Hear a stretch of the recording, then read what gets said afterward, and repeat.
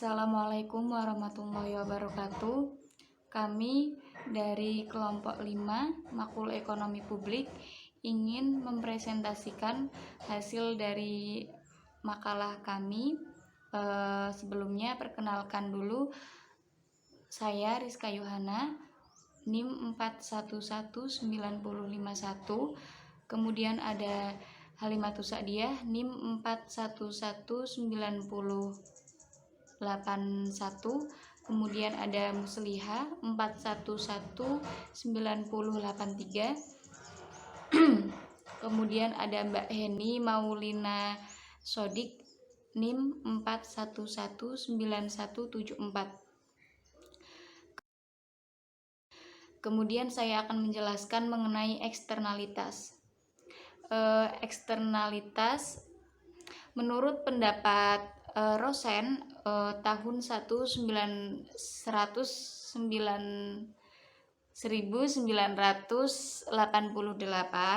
menyatakan bahwa eksternalitas terjadi ketika aktivitas satu kesatuan mempengaruhi kesejahteraan kesatuan yang lain yang terjadi di luar mekanisme pasar atau non-market mekanisme.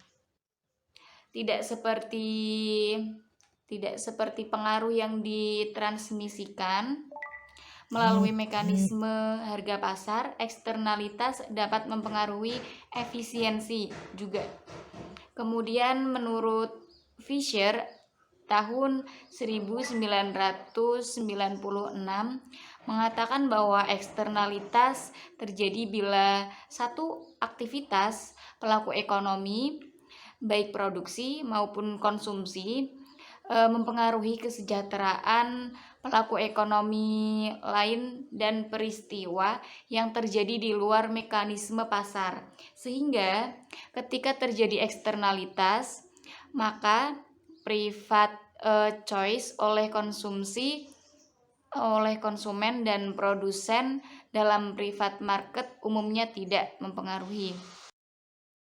Kemudian pengertiannya sendiri yang umum, eksternalitas adalah biaya atau manfaat yang timbul karena beberapa aktivitas atau transaksi yang ditimpakan atau dikenakan pada pihak di luar aktivitas atau transaksi itu. Kadang disebut juga dengan tumpahan atau efek lingkungan. Kemudian eksternalitas timbul karena tindakan konsumsi atau produksi dari satu pihak mempunyai pengaruh terhadap pihak yang lain. Tidak ada kompensasi yang diterima oleh pihak karena dampaknya tersebut. Syarat terjadinya eksternalitas sendiri ada dua, yaitu yang pertama, adanya pengaruh dari suatu tindakan. Yang kedua, tidak adanya kompensasi atau memberikan kompensasi yang dibayarkan atau yang diterima. Kemudian materi selanjutnya akan dibacakan oleh Mbak Halimatus Sa'diyah. Terima kasih. Saya Halimatus Sa'diyah, NIM 411981. Eksternalitas bagi masyarakat dapat berupa manfaat maupun beban atau biaya dikarenakan adanya aktivitas produksi dan konsumsi. Manfaat maupun beban ini tidak hanya dirasakan oleh orang yang berkepentingan langsung dengan perusahaan tersebut sebagai pemilik, konsumen, pekerja, pemerintah, atau masyarakat. Namun, juga dirasakan oleh masyarakat lain yang tidak berhubungan langsung dengan aktivitas dan keberadaan perusahaan tersebut. Limpahan dari manfaat atau beban ke masyarakat yang berkepentingan dengan aktivitas tersebut dinamakan eksternalitas, atau dampak keberadaan suatu aktivitas produksi maupun konsumsi terhadap masyarakat luas yang tidak berhubungan atau berkepentingan langsung dengan aktivitas tersebut. Selanjutnya, saya akan membacakan dampak dari eksternalitas.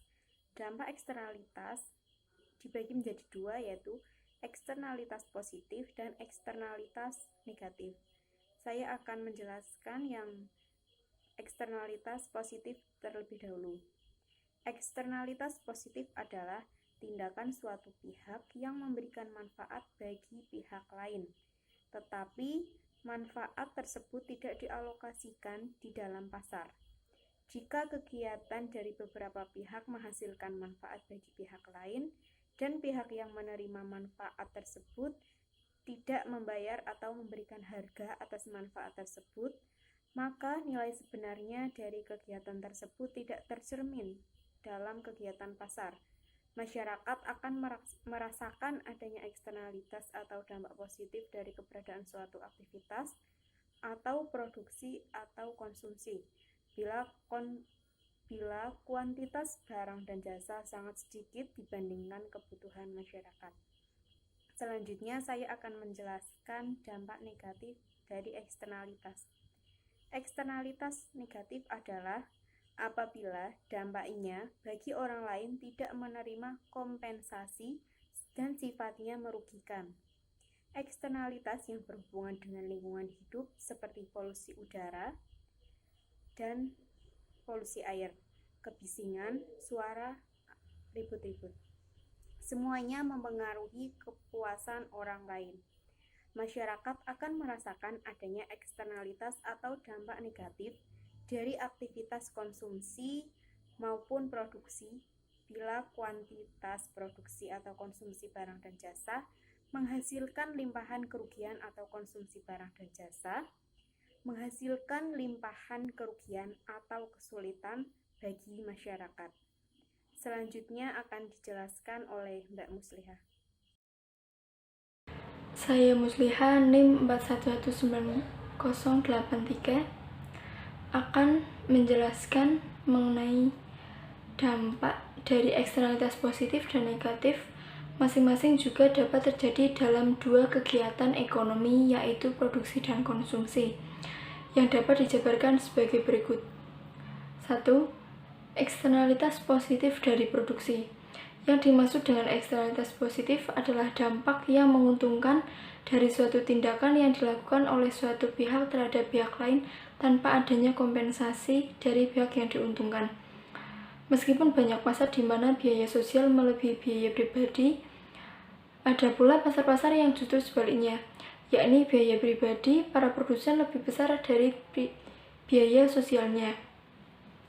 Di pasar inilah eksternalitas bersifat positif, dalam arti menguntungkan pihak lain selain produsen dan konsumen. Yang kedua, eksternalitas negatif dari produksi. Pengertian eksternalitas negatif lebih kurang adalah efek samping yang negatif dari suatu tindakan dari perilaku ekonomi atau katakanlah suatu perusahaan yang diderita oleh pihak yang tidak terlibat dalam tindakan ekonomi tersebut. Yang ketiga, eksternalitas positif dalam konsumsi. Sejauh ini, eksternalitas yang telah kita bahas hanya eksternalitas yang berkaitan dengan kegiatan produksi. Selain itu, masih ada eksternalitas yang tergantung dalam kegiatan konsumsi. Eksternalitas dalam konsumsi ini juga ada yang bersifat positif. Contohnya adalah konsumsi pendidikan. Semakin banyak orang yang terdidik, masyarakat atau pemerintahnya akan diuntungkan. Pemerintah akan lebih mudah merekrut tenaga-tenaga cakap, sehingga pemerintah lebih mampu menjalankan fungsinya dalam melayani masyarakat. Yang keempat, eksternalitas negatif dalam konsumsi. Merupakan konsumsi barang yang mengakibatkan kerugian yang harus ditanggung oleh pihak lain. Konsumsi minuman beralkohol, misalnya, mengandung eksternalitas negatif jika si peminum lantas mengemudikan mobil dalam keadaan mabuk atau setengah mabuk, sehingga membahayakan pemakai jalan lainnya. Selanjutnya, macam-macam eksternalitas jika ditinjau dari segi pihak-pihak yang melakukan dan pihak yang menerima akibat dari eksternalitas dapat dibagi menjadi 4, yaitu yang pertama, efek atau dampak satu produsen terhadap produsen lain, atau effect of producers on other producer. Eksternalitas produsen terhadap produsen terjadi ketika output dan input yang digunakan oleh suatu perusahaan mempengaruhi output dan input yang digunakan oleh perusahaan lain. Contohnya, produksi perusahaan hulu sungai yang mencemari air di hilir sungai sehingga menghancurkan sumber daya perikanan dan mempengaruhi industri perikanan. Penangkapan ikan menggunakan pukat harimau sehingga menyebabkan berkurangnya sumber daya perikanan dan mempengaruhi nelayan yang menggunakan alat tangkap tradisional.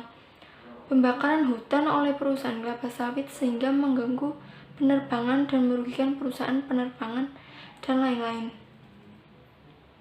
Untuk yang kedua, efek atau dampak samping kegiatan produsen terhadap konsumen, atau effect of producers on consumers. Dalam kasus eksternalitas produsen terhadap konsumen, eksternalitas terjadi ketika fungsi utilitas konsumen tergantung pada output dari produsen.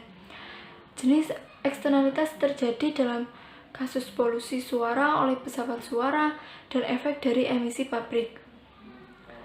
Yang ketiga, efek atau dampak dari suatu konsumen terhadap konsumen lain, atau effect of consumers on consumers. Dampak konsumen terhadap konsumen yang lain terjadi jika aktivitas seseorang atau kelompok tertentu mempengaruhi atau mengganggu fungsi utilitas konsumen yang lain. Konsumen bisa dipengaruhi tidak hanya oleh efek samping dari kegiatan produksi, tetapi juga oleh konsumsi oleh individu yang lain. Dampak atau efek dari kegiatan seorang konsumen yang lain dapat terjadi dalam berbagai bentuk. Contohnya, orang yang mengendarai motor secara ugal-ugalan dapat mengganggu atau membahayakan pengendara lainnya, bahkan dapat menyebabkan kecelakaan. Begitu juga dengan orang yang merokok yang akan mengganggu orang-orang yang akan di sekitarnya. Yang keempat, efek akan dampak dari suatu konsumen terhadap produsen. Effect of consumers on producers. Jenis eksternalitas konsumen terhadap produsen yang jarang terjadi di dalam praktek. Eksternalitas konsumen terhadap produsen meliputi efek dari kegiatan konsumen terhadap output perusahaan. Kemudian saya akan menjelaskan mengenai faktor-faktor penyebab eksternalitas. Yang pertama, keberadaan barang publik. Barang publik atau public goods memiliki dua karakteristik, yaitu A. Tidak ada pesaing atau non-rival dalam konsumsi. B. Tidak bersifat eksklusif atau sulit memperolehnya. Kemudian yang kedua, sumber daya milik bersama. Kemudian saya akan menjelaskan mengenai cara memperbaiki alokasi sumber-sumber ekonomi. Ada 6. Yang pertama, teorema Quast adalah suatu pendapat bahwa jika pihak-pihak swasta dapat melakukan tawar-menawar mengenai alokasi sumber-sumber daya tanpa harus mengeluarkan biaya, mereka dapat menyelesaikan masalah eksternalitas mereka sendirinya. Kemudian yang kedua, pajak Pigovian merupakan salah satu solusi yang dapat dilakukan untuk mengatasi eksternalitas. Konsumen atau perusahaan yang menyebabkan eksternalitas harus membayar pajak sama dengan dampak marginal dari eksternalitas yang dibuat. Kemudian yang ketiga, pemberian subsidi. Cara lain untuk meningkatkan efisiensi penggunaan faktor-faktor produksi karena adanya eksternalitas adalah dengan pemberian subsidi kepada pabrik. Kemudian pemberian hak polusi melalui lelang. Inefisiensi yang timbul karena adanya eksternalitas dapat diatasi dengan cara lain, yaitu dengan pemberian hak untuk menimbulkan polusi dengan lelang. Kemudian yang terakhir, peraturan untuk mengatasi eksternalitas. Pemerintah juga dapat mengeluarkan peraturan bagi pabrik untuk mengurangi polusi dalam jumlah tertentu atau akan dihukum apabila melakukan pelanggaran. Cukup sekian presentasi dari kelompok kami. Terima kasih. Wassalamualaikum warahmatullahi wabarakatuh.